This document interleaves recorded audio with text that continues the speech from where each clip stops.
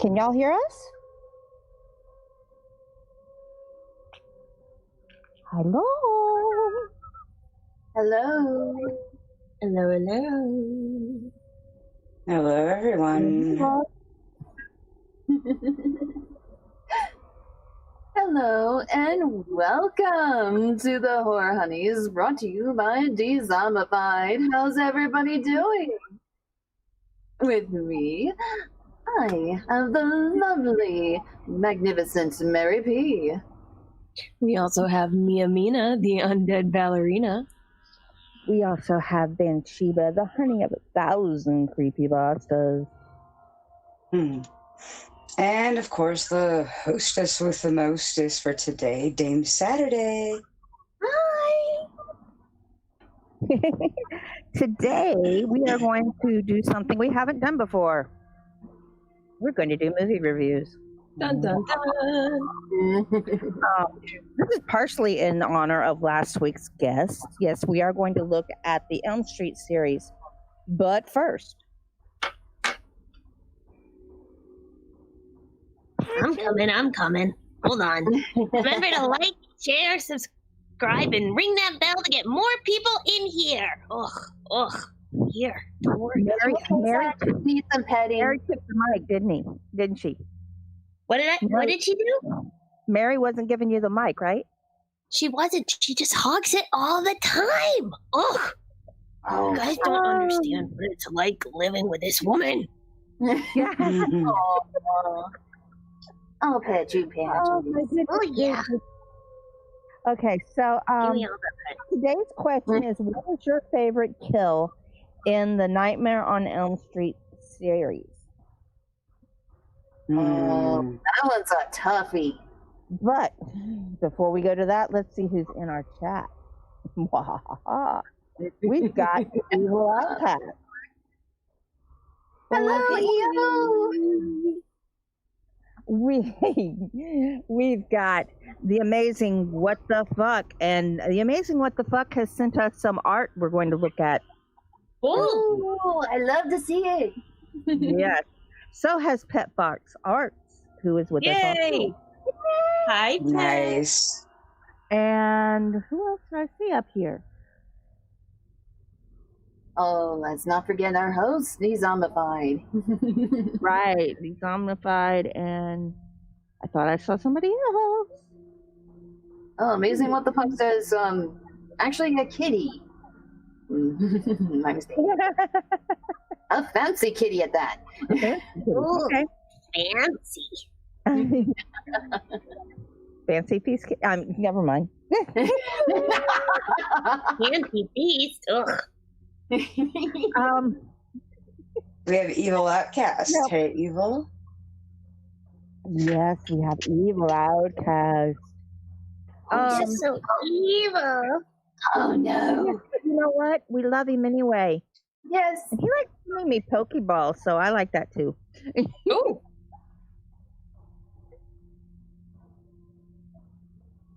Oh man, are you guys as tired as we are right now? Yeah, really. Yeah. This was We are really, dragging. really dead. Indeed. We got a tropical storm warning coming through this weekend, so yeah, it's supposed to hit. Well, we've already had rain this morning and thunderstorms, and we're supposed to have more as this thing comes ashore. Sometime tomorrow morning, like 6 a.m. ish, the last time I looked. And then it's not supposed to actually, they're not expecting it to be out of here until Monday.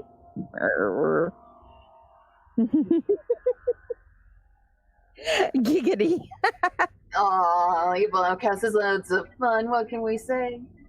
Yes. And so yeah, I'm just hoping my roof stays on, you know. Yeah, Yeah, that's a good thing to hope for. but 'tis the season for storms. Yes, it is. Yes, it is. We have one Yes, coming it's in. gonna have It's to going to be be emptied reaching as us much about as we can. 5. I know. I'm getting the look. Igor is giving me the I know what I have to do. Look, shut up.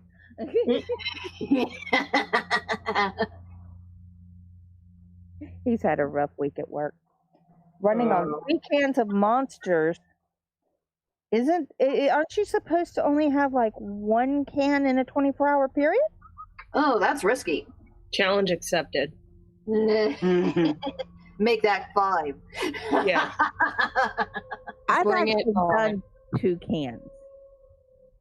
So I don't know. I don't know if I could do 3. I used to drink those red lines, like a Those full are- one. You're not supposed to drink a full one, but I used to have to. I remember Jolt. That was Oh scary. wow, yeah, Jolt was scary. Oh yes, it was. Jolt didn't give me a jolt. That was the problem. Oh, Hey, Leonard Barton. Oh, hey, Leonard. Leonard joined us tonight. hey Leonard. Today. Better late than never. Whatever. I don't like the taste of Red Bull, really. I just, I don't know. It just, there's something. Well, then It has add a little bit of honey, and anything's possible. I like my balls. There's Red Bull is you do. nothing more than caffeinated red dye number 5. That's what it tastes Maybe like. that's Red it. dye number 5. Maybe that's it. Mhm. But Mhm. yeah, look up BAWLS.com. And yeah, that's my favorite. Ah. They've got what they call geek beer. Geek beer? Geek beer. There's a sugar-free version. There's a fully leaded version. And they've also got a cherry version. And yeah, I could just anyway. I'm trying Let's I'm move on. trying to stretch people because I want more people in here. Hey Dustin. I Oh, said, hey, Dustin, Dustin. get away! Josie. Okay, so our main discussion now. There are 9 actual movies in the series. Now, on top of the series with the movies, there are, and I was a little bit thrown back on this. There was Freddy's Nightmare, which was a television series off the film series. It ran for 44 episodes. There's the Nightmare on Elm Street comic, which started in 1989. Among them were Freddy versus Jason versus Ash, Freddy versus Jason versus Ash, the Nightmare Warriors. There was Nightmare on Elm Street, the video game, which was also published in 1989. Freddy has appeared in the 2011 Mortal Kombat game, the mobile version of Mortal Kombat X, and Dead by Daylight. Ooh. Oh, yes, I've heard of that. Yes. The documentary, if you want to know anything about the series, the documentary Never Sleep Again, the Elm Street Legacy, is fabulous. Okay. Okay. There's also a documentary called I Am Nancy, and there's a documentary called Nightmares in the Make-Up Chair. And I'm pretty sure that has a lot to do with Freddy's mask, because every movie had a different mask. Yes. Don't ask yes. me why. Mm. Also, However, different look, lives. Actually, the gloves kind of did, kind of didn't. The first and second movie had the same exact glove. It was used on the set of Evil Dead 2. Oh. Mhm. And when it came back, at some point it was stolen. They got it back because they got it back from eBay. Somebody was selling it on eBay. But They still don't know who exactly stole. They have the thoughts about who might have done it, but they don't know for sure. So yeah. Oops, that's not the window I wanted. Uh-oh. Okay, so we may not actually get through all of them. If we don't, we will pick up next week on that number. Barry and I discussed this earlier because we were watching number 6.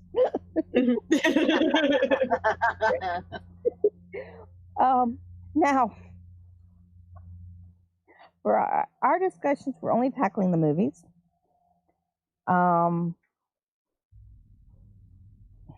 If you have not seen the movies, I'm sorry. There will be spoilers. There will be We spoilers. will be having spoilers. You can't talk about this series without going into spoilers because you got to talk about the special effects. And oh my gosh. So many. They did a really good job at their time without CGI. I will say that. Yes, they did.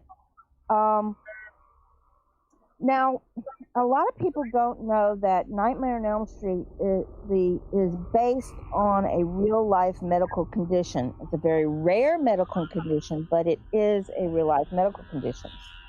Mm-hmm. Wes Craven got the idea from a story he read in the newspaper about a wave of deaths that were sleep-related in the 1980s. Now, there was a article in the New York Times, and there were articles in the LA Times, and in some other. Yeah, Wes Craven, baby. Yeah. Basically, and I'm going to type this in, and you guys can, because I'm going to murder how it said, and I couldn't find it. I looked up how do you pronounce, and it nobody knows. And I couldn't find anybody who speaks Filipino or so I'm guessing it's Bangagut, which is what it's called in the Philippines. And Pokuri, which is what it's called in Japan. Both of those translate to nightmare death. And in the US, a lot of doctors have called it Asian death syndrome because most of the people who have had it have some Asian descent in them. Not all of them, but most of them. The afflicted suddenly scream in their sleep and then die. Jeez. All victims were lost in Shiba. Oh no! Uh-oh. I'm here. Okay. I there's pushed the button. Oh, okay. Okay. Don't scare us like All, that. yeah, really. All of these people were in perfectly good health before they died. Dr. Robert Kirshner told the Los Angeles Times, "These are all healthy men with no previous symptoms. The average age was 33. The situation is almost always the same. It only occurs in men, and it only occurs in their sleep. The report is they cry out and die or are found dead the next morning." While we don't know much more about Asian death syndrome today than we did in the 1980s, we know that all the men had slightly enlarged hearts and a defect in the system carrying electrical impulses from the brain to the heart. Isn't that the nervous system? It sounds like it. Mhm. Yes, it does. is the nervous. It is a neurological problem we have here. Mhm. Kirshner theorizes that a random electrical discharge, perhaps caused by a nightmare, shorted out and overloaded these systems, causing a sudden death. Mia said discharge. Yeah. Yeah.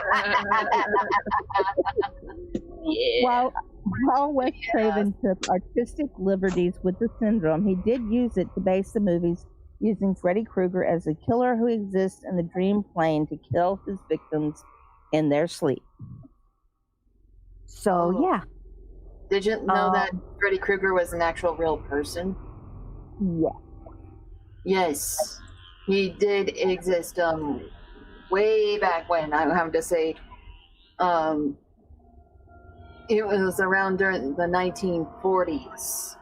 Yeah. And actually lured people into a boiler room and killed kids, as well as young women. Yeah. As well. Didn't say it was a club or anything, but Wes Craven did have some inspiration from this real figure. Yeah. He had a lot of inspiration from a lot of different places. Yes. It's really, really interesting to read about, and that's one of the things that it gets into it in the documentary I was talking about. You know, today we think of Freddy as an icon of horror, and sometimes we sit there and we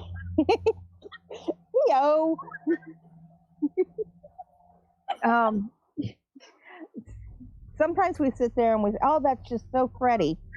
Yes. But in 1984, Freddy was new. The movie was innovative. It was something that nobody had ever seen anything like it before. People didn't think about nightmares killing people. Of course, after that, there's you put in nightmare and film, and you got all sorts of things. So we're gonna start, and we're gonna go chronological. Yes. You know, some of the movie topics, I mean, you know, the scenes, situations in the movies, was actually, God, I am so dumb today.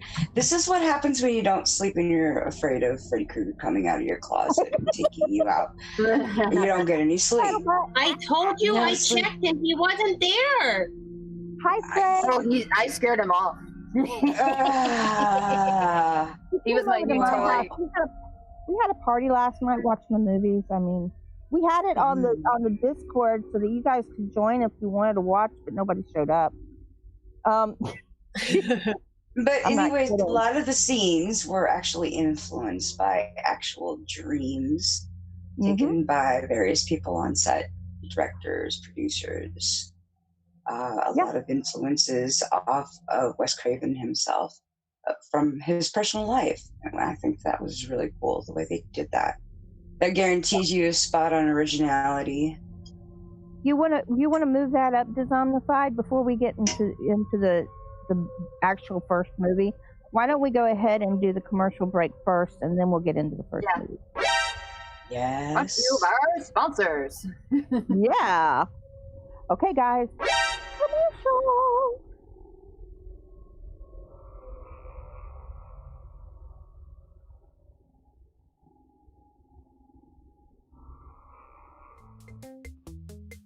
Hello, they say curiosity killed the cat, but thankfully for us, it led you to hit that join button. Wait a minute! Who are you? Who are we? That's easy. I'm Kenny Dreadful, and my partner's Mysterio. And together, we form Dezombified, scary stories and good times. You spoke French. As enthusiasts of the macabre and bizarre, we cover stories that are unexplainable, unimaginable, paranormal, and otherworldly, in a style that's fun and laid back, and that's catered solely for mature audiences. Yeah, boy. And our community is everything to us.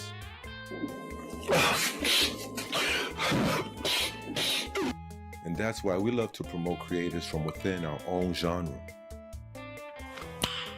Nice. And it's all done through interviews, shout-outs, candid channel reviews, and more. YOLO! But all work and no play makes Jack a very, very dull boy. Here's Johnny. So from time to time, we love to mix it up with hangouts, phone calls, interactive games, and even some sexy ASMR. Yeah, you like it? Well, then come get some. And joining is the gift that keeps on giving, because on top of that blissful and warm feeling you get deep down inside from becoming a Dezombified member, you'll also get with your paid subscription neat badges right next to your name, custom, criminally insane, off the charts emotes that you could use right in the chat. And on top of that, once a month, you'll receive some crazy off-the-hook gifts that truly bang out. So on top of the information, the entertainment, we also improve your health slightly through the magic of laughter.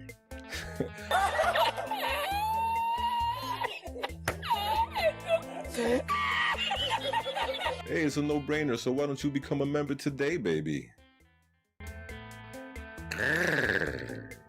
No regrets, you know what I'm saying?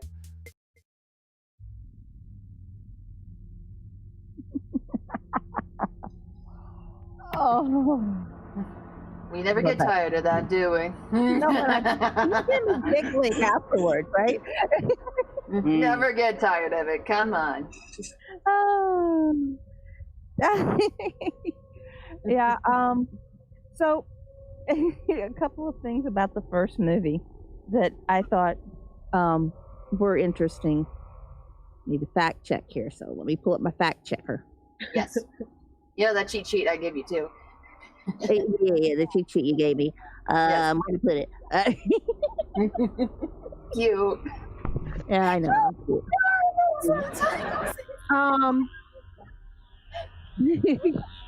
The nurse, when Nancy goes to the Dream Center, and believe it or not, people, Dream Centers, for those of you who weren't around at that time, Dream Centers were really up and coming things back in the 80s. Oh yeah.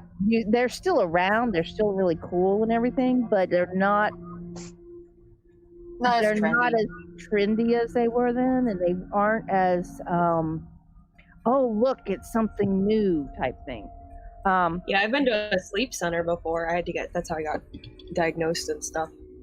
Yeah. So I had to go through all the whole wire hookup and whatnot. Oh, Yeah, did you more than that. just hook up and sleep? We're on to you, Mary. Damn it. That just tells all. Yeah, that tells us things. Oh, yes. So when she goes in and she's examined and her hair turns white, the nurse in that scene was Wes Craven's wife at the time, Mimi Craven. Oh, really? That's awesome.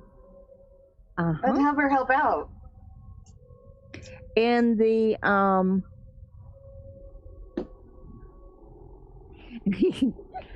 okay, this one's kind of funny. Do you know why Johnny Depp got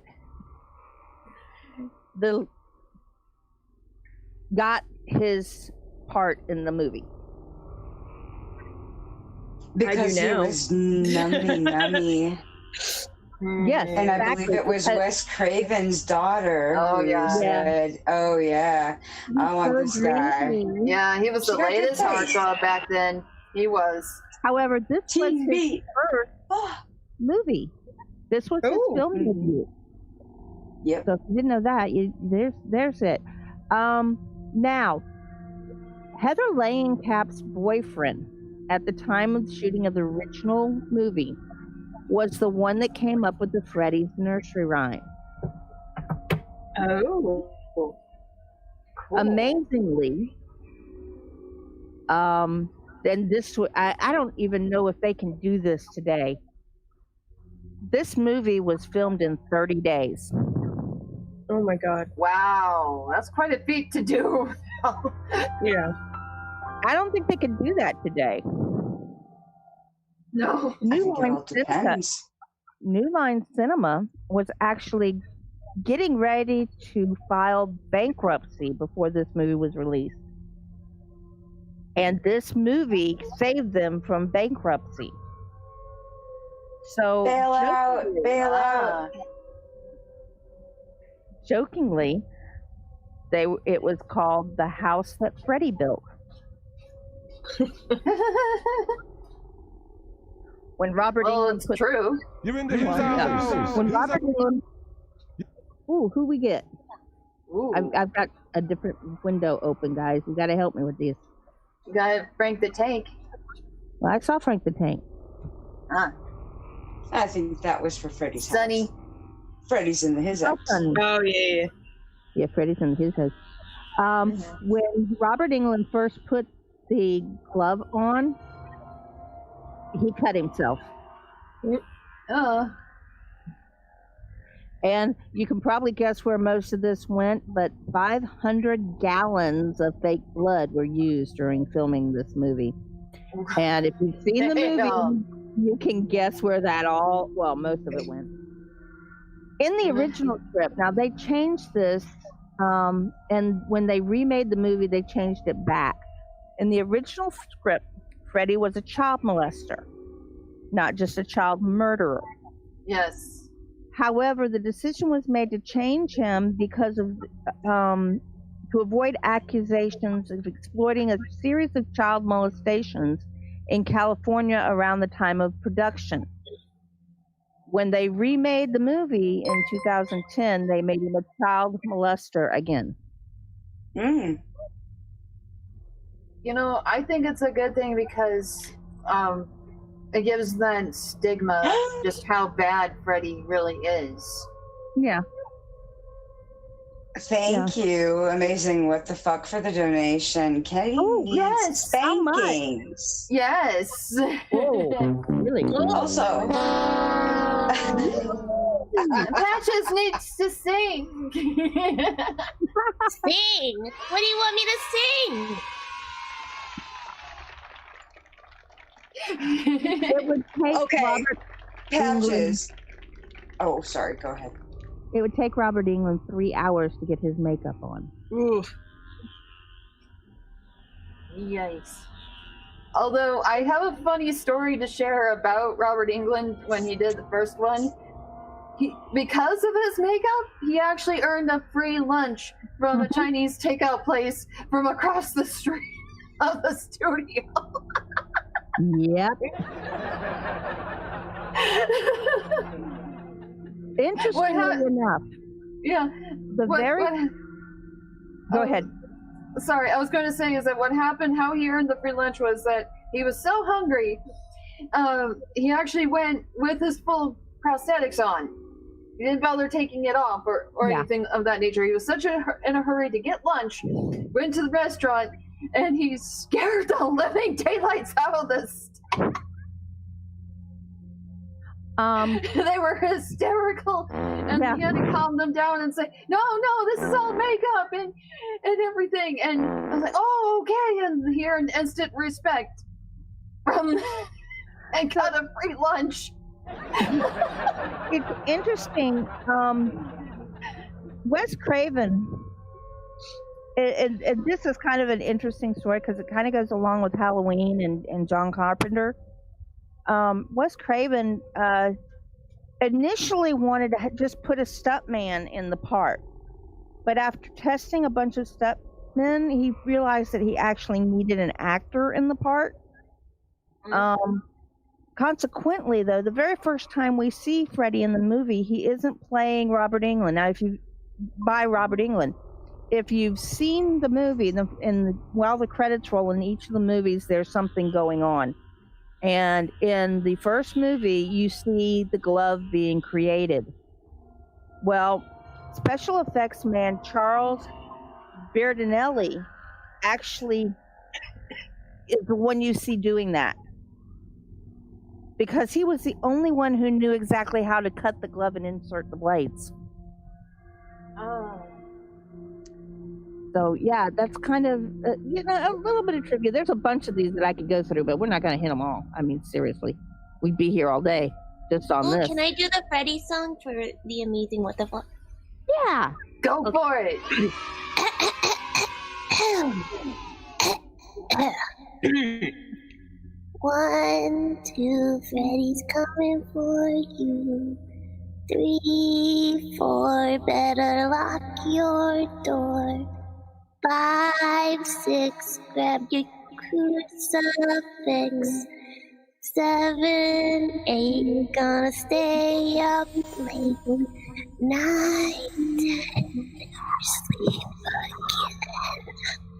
Actually, that changes, and this is kind of interesting. In Dream Child, which is 5, that line at the beginning of the movie, that line actually changes to 9, 10, he's back again. Oh yes, Back I remember that again. part. That freaked me out when I first saw that. Oh jeez. They do some great things in these movies, I tell you. The humor in these movies, and Mary and I were talking about this earlier too. The humor in these movies is amazing. Mm-hmm. Yes, it is really incredibly dark humor. Let's see. The original movie came out November 16th, 1984. It is 1 hour and 31 minutes long. Of course, it's rated R. The Australian version was rated M originally, and they had to cut some stuff out of it. Oh, wow.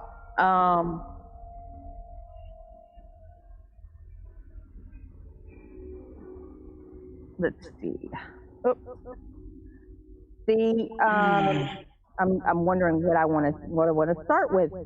The synopsis. This is the synopsis YouTube put up. This is not the one I used for the other ones.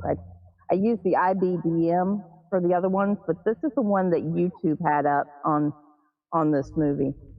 Can your nightmares be fatal?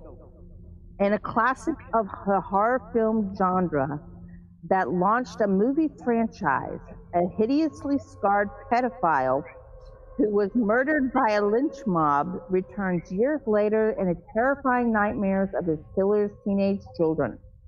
And the dreaming teenagers are starting to die in their sleep. Starring Academy Award nominee and Golden Globe winner Johnny Depp, which, interesting enough, I love the way they've done this because they put in things that they were in afterwards, because Johnny Depp had never been in a movie before.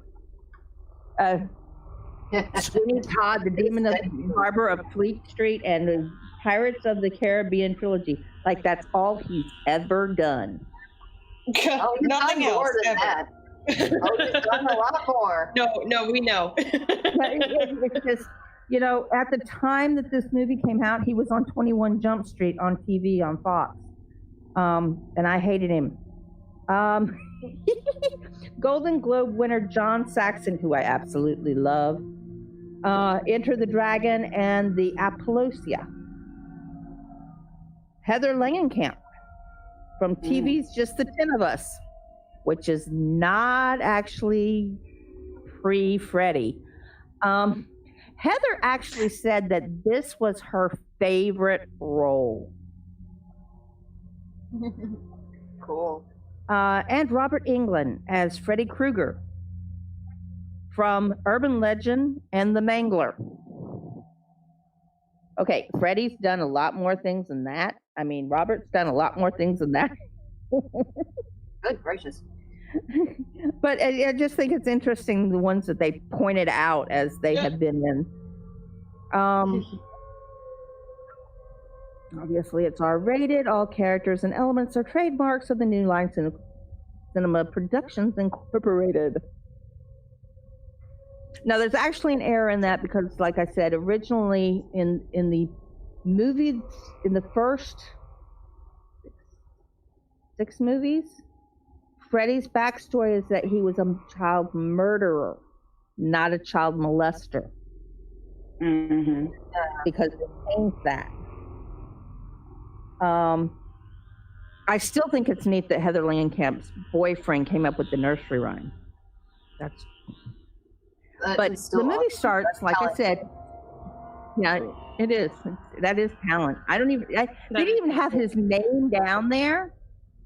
They just, It's like we were watching number 6 and you see Freddy's dad. That's Alice Cooper. But he's not credited in the movie as being in the movie. Which is kind of... I follow him on TikTok. Yeah, really. Well, there's other people like the director of number 4 or 5, was not credited, and he actually was in the film as one of the students in the classroom. Oh. And I miss that. Yes. Freddy is unburned, unscarred, and you see his hands and his arms, and you see his sweater, obviously, as he works to build his glove. And this is what we see as the credits roll on the screen. And from there, we go into a dream sequence with Tina. Tina. Oh, what can we say about Tina? She loves so much. Tina actually, you know, for somebody who died so early in the movie, Tina actually was in the movie a lot. Mm-hmm. Yes. And if you look at Tina, and this is something I noticed in this last time watching them, if you look at Tina and Nancy, Nancy has like a halo. She's the innocent girl, the angel. And Tina's sort of, she's not really the angel, the goody girl, but she's like, she knows about the world. She knows what she wants. She knows what she wants. Yeah. And she's got him by the balls. I mean, what? Oh, yeah. But, you know, and this is the other thing that these movies were great about, the dream sequences. They really, you couldn't tell they were dream sequences until they get to a point, and then you're going, are they awake? Wait a minute. Mm-hmm.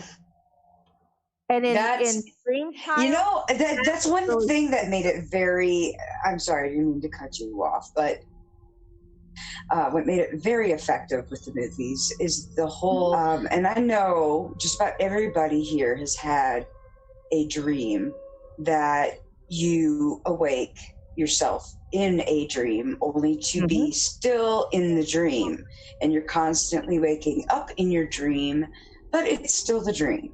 It's a very common occurrence, and that just made it all the more, ooh, yes. Have to mentioning of Edgar Allan Poe's poem of A Dream Within a Dream. Yes. Mm-hmm. And actually, that's something I did appreciate, is in some of the movies, they actually put quotes in there from Edgar Allan Poe in the start. There's one that quotes Nietzsche as well. And they actually quoted correctly. They didn't screw up the quote. Hugs to you too, Dustin.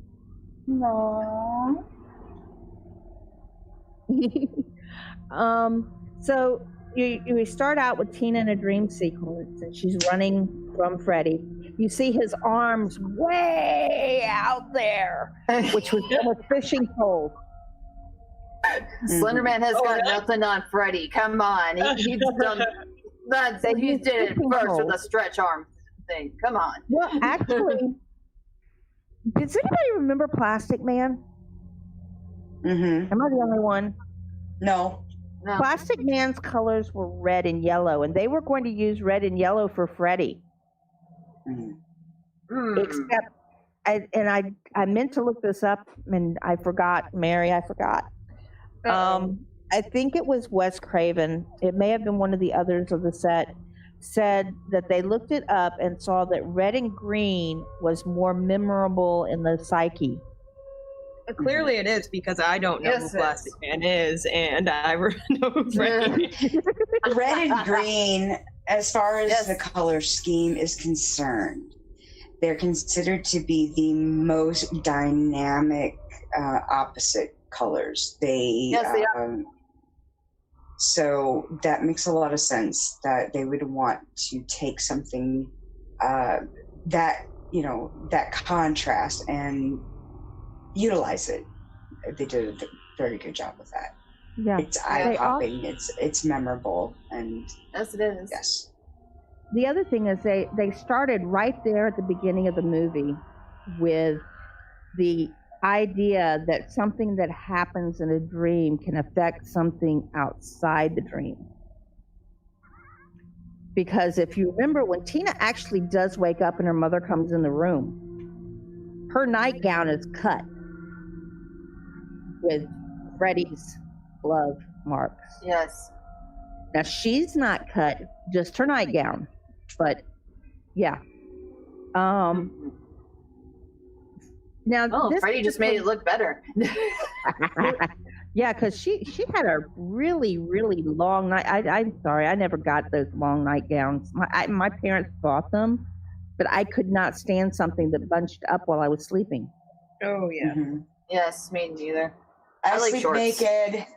I sleep naked. Oh, I know. I like booty shorts. I sleep with booty shorts. So Tina's mom and Tina's mom and Nancy's mom. Yeah, I have to go into this. Tina's mom, both of them are divorced, first of all. Tina's mom, Tina's dad left them like 10 years before this happened. We don't know why. We're never given any explanation. It doesn't really matter to the story. But Tina's mom is more interested in her new boyfriend, it seems, throughout the whole movie than her daughter. Mm-hmm. She comes in and Tina's screaming, and she comes in and she checks on her, and she's like, "Well, are you okay?" And she's, "Yeah, Mom, I'm okay." Obviously, she's not, but yeah, Mom, I'm okay. And obviously, you just got home, so her boyfriend comes in and is like, "Hey, babe, come on, let's go." She's like, "Hold on a minute," and then she's, "Are you sure you're okay?" "Yeah, I'm sure I'm okay." "Okay," and she leaves. Where Nancy's mom is like, "I'm not leaving you. I'm not going to let you know. You can't go to school today. You just lost a friend yesterday. I don't want you to go to school because you need to be home. You need to rest. You need to." And I mean, she's really seems more concerned about her daughter up to a point. Mm-hmm. That point is when things really start getting to her with what's going on with Nancy, and you start seeing her doing the drinking and you doing the pill popping. So there's something being said there about parents, especially divorced parents, because you get the same feeling from Nancy's dad.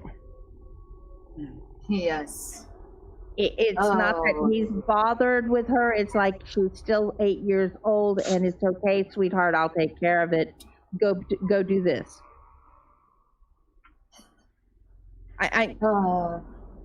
But so Tina's mom leaves and goes to Las Vegas with her boyfriend. Tina's been having these nightmares, and she's too scared to sleep alone at the house. Now, I'm sorry, if my daughter's too scared to sleep alone at the house, I'm not going to Las Vegas with my boyfriend. Right? Mm-hmm. Anyway, she gets Nancy and Greg to stay with her. Greg is Johnny Depp. And Greg is actually there under the guise of being at his cousin's house. There's a whole scene there where he's got this tape of soundtrack that it's going to make it sound like he's at the airplane. Well, yeah, it does, but he can't get off the phone with his mom fast enough before it goes into a car accident. Oops. And then a riot. Yeah. Rod, her boyfriend, shows up, and they make up because they had a fight and end up going up to Peanut's mother's bedroom. Now, that's another thing that they use, not the mother's bedroom. That brings up another thing that they use in, I think, all of the movies. I really do. Is the rotating room. That was a feat in itself because it actually did. Yes. It actually did. Yes. That is why it was so effective, because the room actually did rotated. how they had it set up. It's awesome. And they had different setups in the room so that, you know, here you've got Tina's mom's bedroom, and they rotate it. They took shots, and then they rotate it back and take the other shot. And Johnny Depp's murder scene when he dies, which is my favorite kill. Yes. In the whole series. Yes, the fountain of blood. That it would not have been as effective if they had done it the way it was written in the script. Because after the blood comes out with the chunks and everything, his body was supposed to drop out. That just would not have been as effective. No. I'm glad they took that out. But it's good to improvise sometimes. Yeah. But yeah, it's the rotating room is something, and I don't know if this is something that had been done beforehand with movies, but it's something that Nightmare on Elm Street used throughout the series.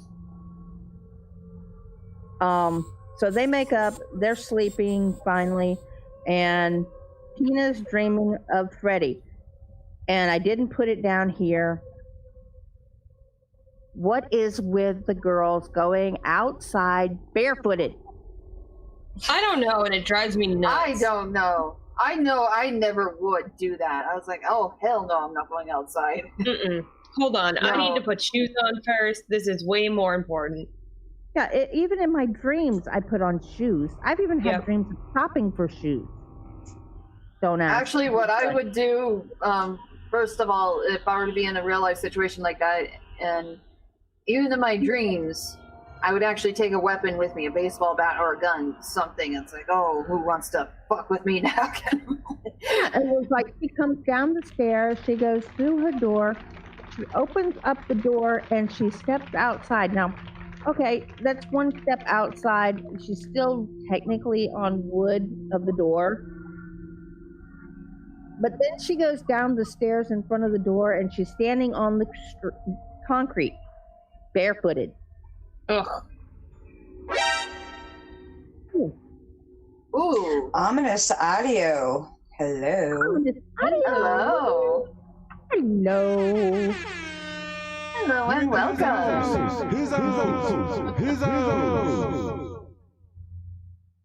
So she starts, looking around and checking things out, and all of a sudden she's in the boiler room again. Oh, that was it. Why limited? What's with the damn boiler room? Well, that was Freddy's. I know. Card. Okay, people, we need you to share out the stream. We're already limited monetization. Don't know why, but the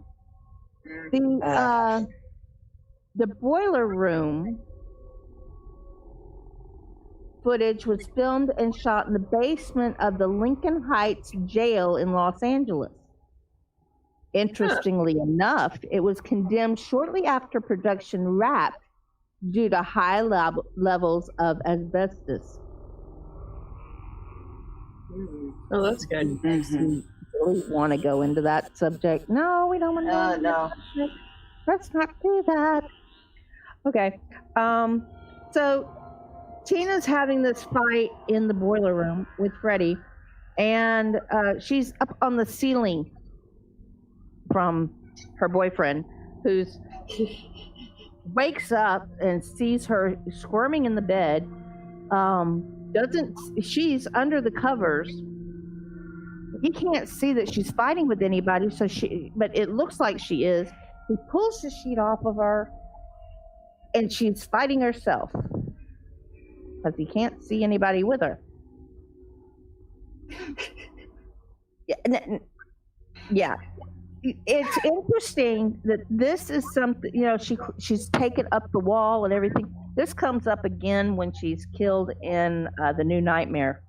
It's the same actress does that same sort of thing. Yes. She.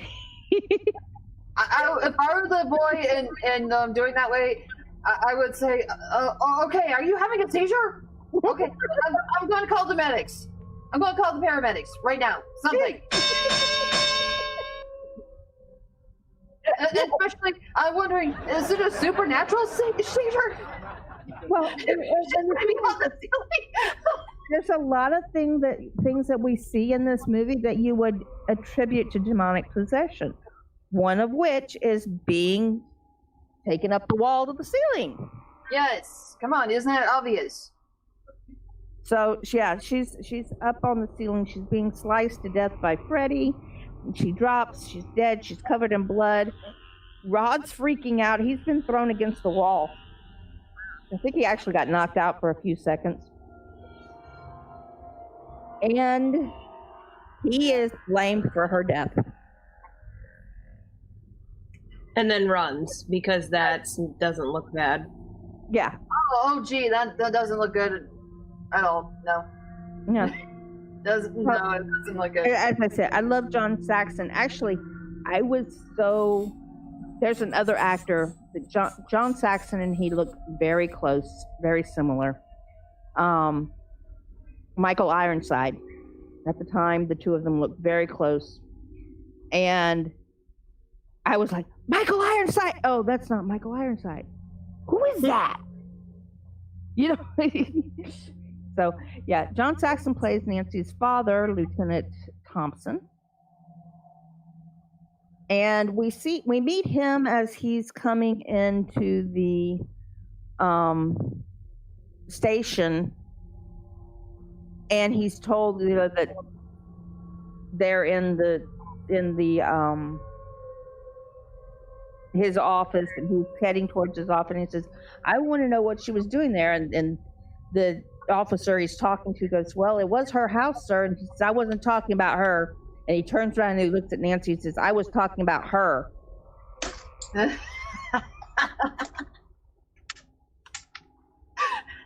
And again, she's like blaming, there's the blame game there that divorced parents do. Yeah, that never gets old, doesn't it? He's blaming the mother for Nancy being there. Still, yeah.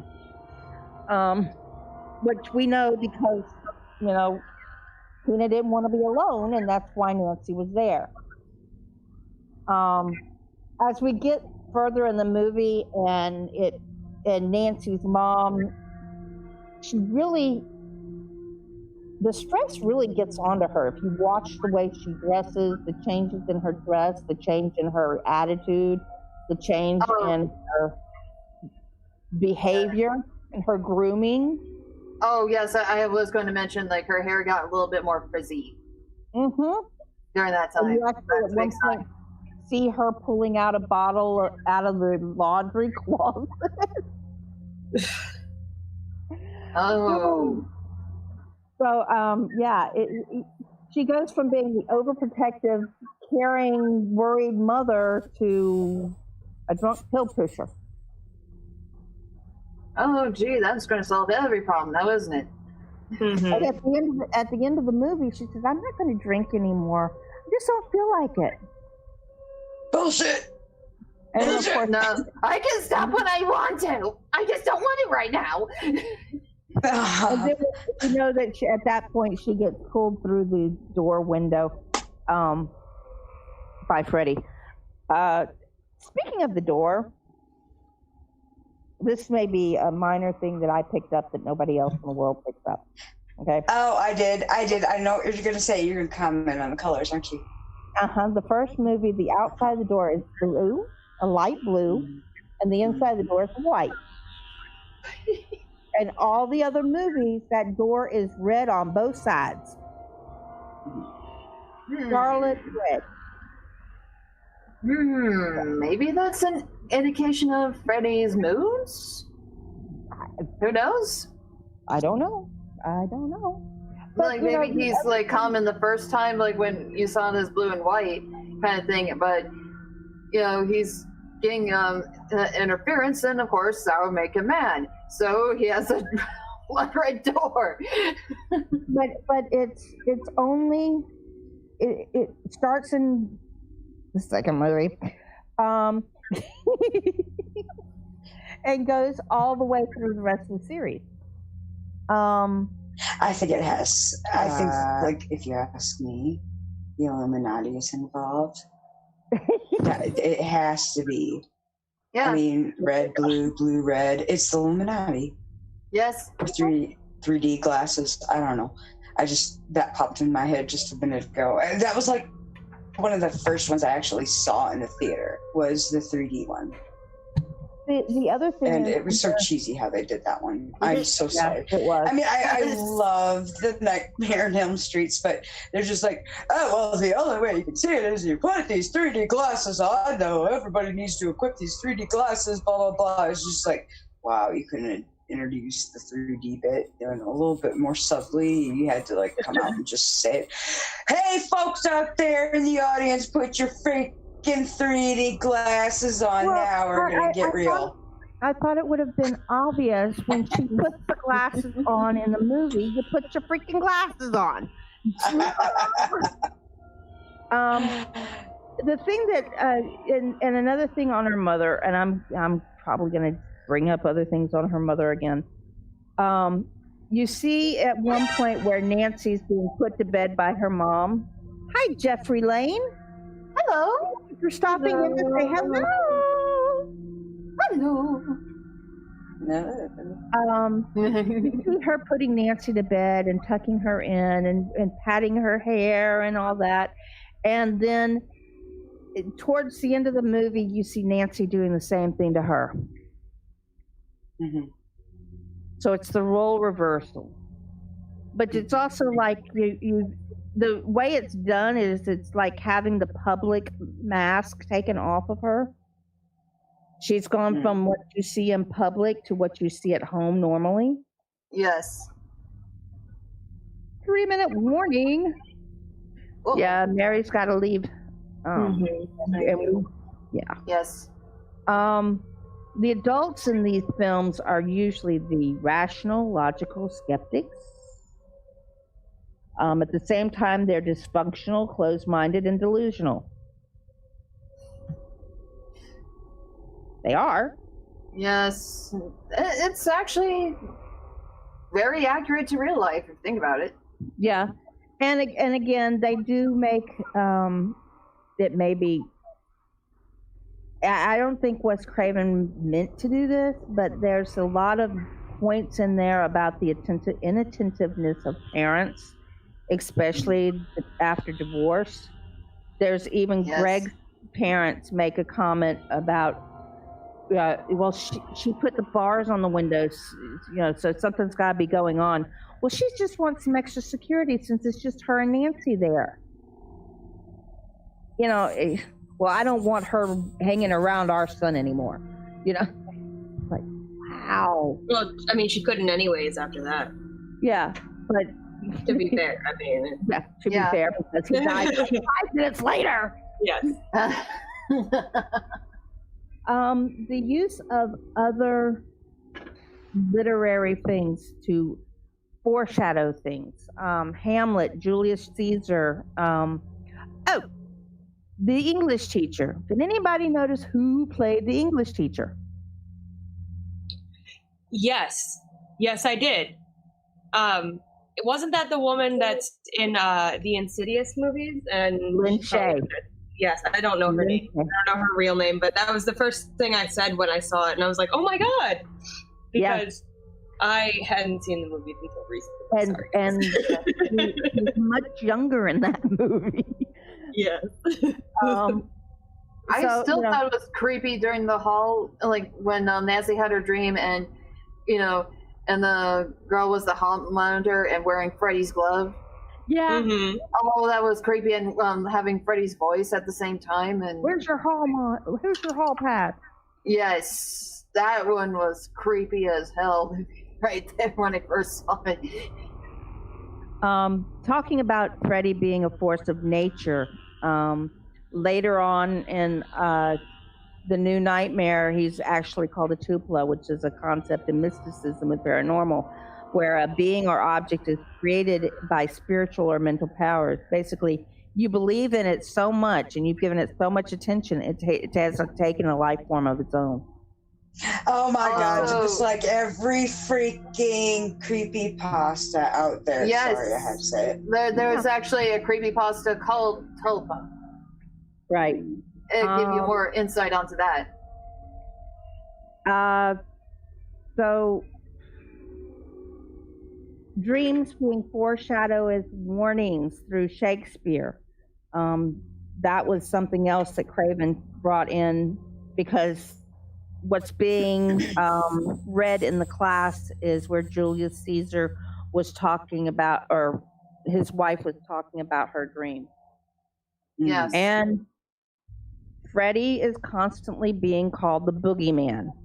How many of us thought about that when we first saw the movie? Yes, I thought How that many? too. How I many can see people why they would say that. Yes. has Freddy become the boogeyman for? Even in the later movies, and Nancy is presented as the innocent. Even though she's exposed to evil, she's always this innocent, angel-like creature. Interesting enough, the actress who played Tina had never seen a horror movie before. And Nancy had only seen Burnt Offerings, which was filmed in 1979. And had not seen any of the Jason movies or anything like that. Huh. So, okay, so quick question. If our time is cut off short, I see that messages coming in. Are we going to continue this next week? Yeah, I think we will. Because we haven't even touched. Yes. We just did the first one. We barely just begun, people. Stay tuned for next week. It's going to be a lot more fun. Yeah, we're going to finish the first one next week, and we're going to get into the horrible mess that was number 2. And sorry, I don't like number 2, guys. I don't like it. They had to warn me, and I wasn't warned in time, and so but it's okay. It's okay. Sorry. You know, it's got so much that is wrong in that movie. And I love the line, "You've got the body, I've got the brains." But that's not Freddy. No, it tears away from him. What the hell? So we'll get into that next week. Now you know what we're doing next week. So you guys can go and you can brush up on your Freddy Krueger this week. And next week you can tell us, because we didn't get anybody answering it, you can tell us what your favorite kill is. You can have more than one. And you can talk more with us about how you feel about certain things that we're pointing out in the movies. Sound good? Yep. Sounds good. Yeah, Remember, wonderful. If you are a cosplayer or an artist and do any kind of art, share us your pictures. Send them to weallscreams.horrorhoneys@gmail.com. We do have some to share, and we can't wait. It's going to be fun. Thank you to all of you for coming out. We hope you all show up again next week for this discussion. We hope we have more people show up next week. Hey, it's not the same without you guys. Yeah, it's kind of boring. Just a little bit. Just a little bit. The Z-Horde makes the world go around. Our new listeners, even our lurkers, thank you for coming. We thank you to Dezombified for giving us this platform. And hey, Don Sharp. Hello. We will be back next Saturday at 3 p.m. Eastern. So come join us. And we'll talk about bacon. We always do. Oh yes. Mm-hmm. We always do. So 1, 2, 3, ladies. Sweet dreams.